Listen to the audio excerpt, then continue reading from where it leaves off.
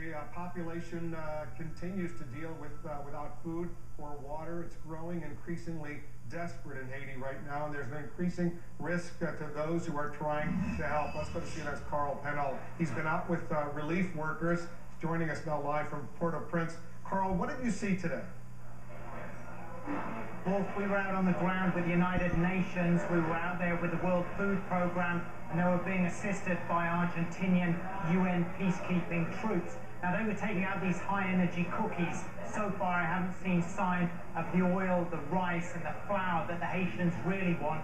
They're a little bit lukewarm about the high-energy cookies, though, of course, they're not ones to look a gift horse in the mouth at this particular time when they are so hungry.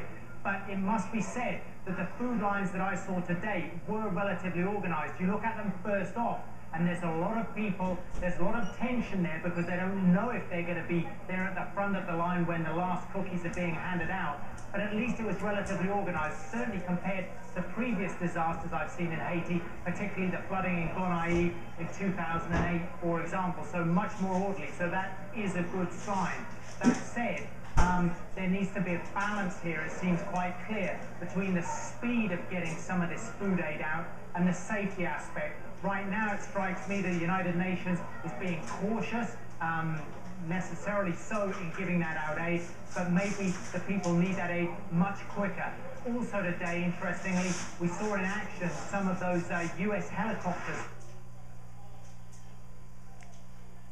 They swoop down to about 10 feet off the ground, and then they're simply dumping the aid off the side. Now that does, of course, run the risk that people will stampede and get into a fight as they try and get the contents of the boxes that those US helicopters are dumping out. So it is a pretty fine balance I can see right now between getting out aid fast but getting it out safely, Wolf. It looks like the key problem, Carl, the ambassador of Haiti, is with me. The key problem right now is distribution. There's tons and tons of supplies that are being placed at the airport, for example, but getting them out to the people who need those supplies is becoming increasingly more difficult and even dangerous.